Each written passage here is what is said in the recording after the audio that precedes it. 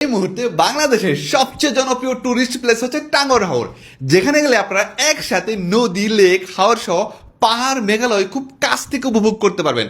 আর আপনি যদি টাঙ্গর হাওর যাওয়ার প্ল্যান করে থাকেন, then don't skip this video, because আজকের ভিডিওতে খুবই চমৎকার একটি বাজেট ফ্রেন্ডলি টাঙ্গর হাওর ট্যুর প্যাকেজ দিয়ে আমি কথা বলবো, যেখানে পার পার্সন মাত্র 4,500 টাকায় 2 দিন 1 রাতের খাবার সহ প্রত্যেকটা স্পট এই হাউস বোট নিয়ে ঘুরে দেখতে পারবেন। আমাদের এই ট্যুরের যাত্রাটা শুরু হয় সায়দাবাদ বাস টার্মিনাল থেকে, যেখানে আমরা আল মোবারক সার্ভিস নামের একটা এসি বাসের টিকিট কাটি। নামে এসি হলেও এটা কাজের লোকাল বাসের থেকেও খারাপ। এসি তো কাজ করেই না, এসির পয়েন্টগুলো দেয় লিটারালি পানি পড়তেছিল। শুধু তাই না, এই বাস ছাড়া যে নির্দিষ্ট টাইম ছিল সেই টাইমের 2 ঘন্টা পরে বাস ছাড়ে, এবং বিরতির সময় এই বাসের চাকা পাঞ্চার হওয়ার কারণে আরও 2 ঘন্টা লেট। সব কিছু মিলে 4 ঘন্টা পরে এই বাস আমাদের গন্তব্যে পৌঁছে দেয়, এবং এই 4 ঘন্টার মাসুল সম্পূর্ণ ট্যুরে আমাদেরকে দিতে হবে।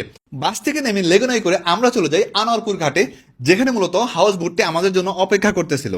হাউস বোটে যাওয়ার সাথে সাথে ওনারা আমাদেরকে ওয়েলকাম ড্রিঙ্কস সার্ভ করে, যেহেতু আমরা অনেক টায়ার্ড ছিলাম, বাজে একটা বাস জার্নি ছিল আমাদের। এই ওয়েলকাম ড্রিঙ্কসের কারণে অনেকটাই রিফ্রেশিং লাগতেছিল। যেহেতু আমরা অলরেডি অনেক লেট করে ফেলেছিলাম, সেই জন্য ওনারা আগেই ব্রেকফাস্টগুলো রেডি করে রেখেছিল আমাদের জন্য। চলন্ত হাউস বোটে বসে যখন এরকম দেশি খাবার দিয়ে নাস্তা করতেছিলাম, সমস্ত ক্লান্তি মনে হচ্ছিল দূর হয়ে গেছে। এই খাবার খেতে খেতে আমরা যাচ্ছি আমাদের নেক্সট ডেস্টিনেশন বা আমাদের ট্যুরিস্ট স্পট, সেটা হচ্ছে টাঙ্গর হাওর বা ওয়াচ টাওয়ার। এর ফাঁকে আপনাদেরকে আমি এই হাউস বোটটা দেখিয়ে দিই। এটার নাম হচ্ছে বনেদি দ্য হাউস বোট। শুরুতেই আপনি বড় একটা লবি পাবেন, দেন এখানে কিন্তু 2 রকমের রুম আছে, কাপল রুম অ্যান্ড হচ্ছে ফ্যামিলি রুম। কাপল রুমের সাথে অ্যাটাচড ওয়াশরুম পাবেন, এবং ফ্যামিলি রুমগুলোর সাথে কমন ওয়াশরুম এবং কমন বেসিন পাবেন। আমাদের হাউস বোটটি ঘাট থেকে যাত্রা শুরু করার কিছুক্ষণ পরেই না বৃষ্টি শুরু হয়। বৃষ্টি, নৌকা, খিচুড়ি, পানি, trust me, one of the best breakfast moment ছিল আমার লাইফে এটা। খিচুড়ি খাওয়ার পরে শুরু হয় এই বৃষ্টিতে চায়ের আড্ডা, এবং এর কিছুক্ষণ পরে আমাদের জন্য আরো একটা নাস্তা নিয়ে হাজির। যেহেতু আমরা লেট করে ফেলছিলাম, সেজন্য প্রত্যেকটা খাবারই আমাদের জন্য রেডি ছিল। চায়ের সাথে আড্ডা দেওয়া, ছবি তোলা, এসব করতে করতে কখন যে আমরা ওয়াচ টাওয়ারের কাছাকাছি চলে আসছি বুঝতেই পারিনি। ওয়াচ টাওয়ারের খুব কাছাকাছি আমাদের এই হাউস বোটটা রেখে এখান থেকে আবার ছোট নৌকায় করে আমাদের ওয়াচ টাওয়ারের কাছে যেতে হবে। আমরা আমাদের হাউস বোট থেকে ছোট 2টি নৌকা নিয়ে চলে যাই ওয়াচ টাওয়ারের কাছে। ওয়াচ টাওয়ারের এই আশেপাশে বড় হাউস বোটগুলো রেখে সবাই কিন্তু ছোট ছোট নৌকা নিয়ে এখানে চলে আসে, জাস্ট এখানে একটু সাঁতার কাটার জন্য, একটু লাফালাফি করার জন্য, একটু মজ মাস্তি করার জন্য। এবং এই জোনটাতে আপনার অনেকগুলো ভাসমান নৌকায় দোকান পাবেন, যেখানে স্ন্যাক্স হিসেবে বিভিন্ন রকমের চিপস, চা, কফি সবকিছু পাবেন আপনারা। পানিতে ভেসে ভেসে চা খাওয়া ভিন্ন রকমের একটা অভিজ্ঞতা। এই পানিতে ভেসে থাকা, সাঁতার কাটা, লাফ দেওয়া, এরকম করতে করতে আমরা 2 ঘন্টা কাটিয়ে ফেলেছি, কখন বুঝতেই পারিনি।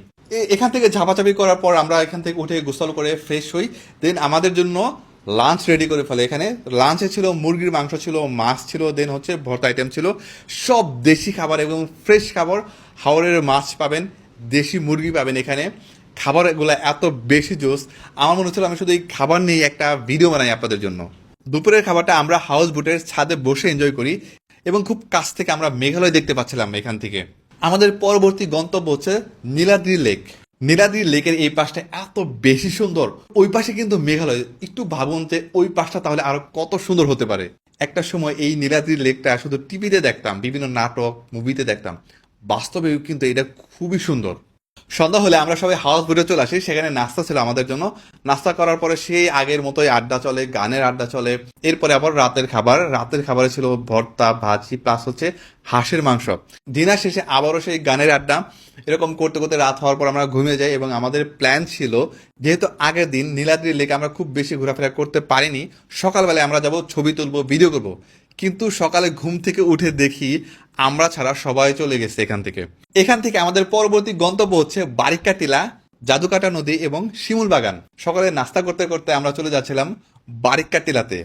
হাউস বোট থেকে একজন গাইডার নিয়ে আমরা চলে যাই বারিক্কা টিলা থেকে। এই জায়গাটা এত বেশি ভালো লাগতেছিল, একদমই কাছ থেকে নদী দেখতেছি, পাহাড় দেখতেছি, এক কথায় অসাধারণ। বারিক্কা টিলা ঘুরে আমরা চলে যাই জাদুকাটা নদীর একটা নির্দিষ্ট পয়েন্টে, যেখানে আমরা নেমে গোসল করতে পারবো। সেখানে গোসল করে সবাই ফ্রেশ হয়ে লাঞ্চ করতে করতে আমরা চলে যাই শিমুল বাগানের দিকে। আমাদের নেক্সট গন্তব্য হচ্ছে আনোয়ারপুর ঘাট, যেখান থেকে আমাদের যাত্রাটা শুরু হয়েছিল। এই টাইমটা এত বেশি এনজয় করতেছিলাম। হাউস বোটটা তখন নদীর ভিতর দিয়ে যাচ্ছিল। এর আগে তো আমরা শুধু হাওর দিয়ে ঘুরে বেড়াইছি।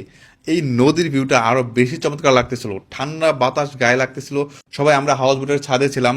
এক কথায় অসাধারণ একটা মুহূর্ত। 2 দিন 1 রাত এই হাউস বোটে থেকে আমরা কি কি অ্যাক্টিভিটিস করেছি সবই আপনাদের সাথে শেয়ার করলাম।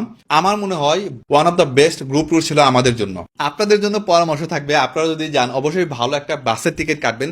এই বাস জার্নিটা কিন্তু খুবই ইম্পর্টেন্ট।